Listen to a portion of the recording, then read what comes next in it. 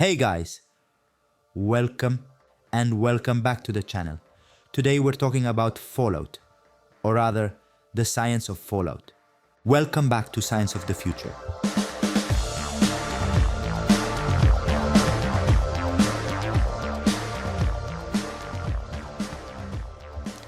This series begins because of a nuclear fallout that happens all over the world, or at least that's how it seems. So the question we ask ourselves is, how plausible is it that, first of all, there could be a nuclear fallout that completely destroys everything, forcing some people to take refuge underground? Secondly, some people take refuge underground and are protected, but those who remain on the surface don't necessarily die. They continue to live. But is this stuff real? I mean, how much is fantasy and how much is science? Let's find out together. So, when there's a nuclear explosion, there are three things that can happen to kill you. First, there's the explosion itself. Then there's the fallout. But what is fallout? It's the dust raised by the explosion. Let's say that the dust contains radioactive material. This material then falls back to the ground in the hours, days, or even years following the explosion. That's where the name fallout comes from, which means fall to the ground, because part of the bomb is scattered around like a dirty bomb. Then there's the fission, but with scattered material. Plutonium and uranium, in any case, emit radiation for tens of thousands or even hundreds of thousands of years. These are just the things that cause harm, those that depend on the explosion and detonation. Now we can make super powerful bombs, like the Tsar bomb, which is the most powerful bomb ever made in the world. It had a power of 2,000 times that of Hiroshima. Now, that thing, well, it destroys a lot of surrounding stuff but sends radioactive dust practically everywhere into the stratosphere. So it worsens a phenomenon called the nuclear winter.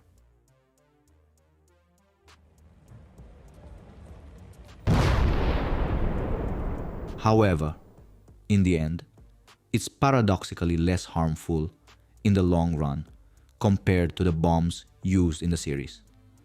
The bombs in the series, based on the video game, are less powerful because this means the fallout isn't shot up so high, but falls back immediately in the hours following. So the writers thought it through. Let's say they studied it. Well done. They chose bombs with a maximum yield of 750 megatons and said they're launching thousands and thousands of them around the world. How many are needed? 67,000 bombs. In 2077, the year when everything takes place, we could be 220 million people in the world. So, if out of 220 million, 67,000 bombs are used, what happens in the series could happen, which is a problem, obviously. Why? Because not only do you have the initial fallout within a few hours, but you would definitely have to take cover underground. In theory, if only one bomb exploded after 48 hours, you could start moving farther away from the epicenter of the detonation to avoid the material scattered around continuing to release radiation. But then there's a problem, because so many particles would still cause issues in the stratosphere. They would reach the stratosphere and block sunlight, leading to the nuclear winter we mentioned earlier. Then they would fall back to the ground with radioactive rain. Moreover, if 5,000 atomic bombs were detonated, they would block sunlight for at least 10 to 12 years. This is roughly the estimated duration of the effects, during which all vegetation and plant life would disappear. It would affect herbivores, carnivores. In other words, everything would be devastated. And this happens if 5,000 bombs are detonated. If you detonate 67,000, you'd probably lose 90% of the world and solar radiation. In fact, bunkers are typically built at a depth of at least 1.5 meters, which isn't that deep. Civilian bunkers are around 1.5 meters deep, while military ones can go up to hundreds of meters. So, to survive, you need to be far enough from the detonation. You need to act quickly, because the longer you stay still, the more radiation you'll be exposed to. And at some point, you'll need to shield your cell. How much time do you have before going outside? You'd have to wait at least 30 years, because after 10 to 12 years, the nuclear winter ends. However, there's still cesium-137 emitting radiation, so let's say 50 years would be ideal. But in the series and the video game, one of the coolest things is the ghoul, this super ugly creature with no nose, all strange looking. And they say it has adapted well to the external environment created by all the conditions we mentioned earlier. Is this plausible? Can one adapt? Let's say it's a perpetual decay. This leads us a bit into the horror world of zombies, if we want. Regarding zombies and the scientificity of zombies, I have a doubt. What can we understand? Let's say. Let's talk about radiation and try to understand it.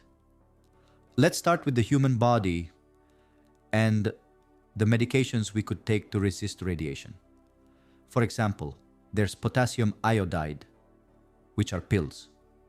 Why are they taken?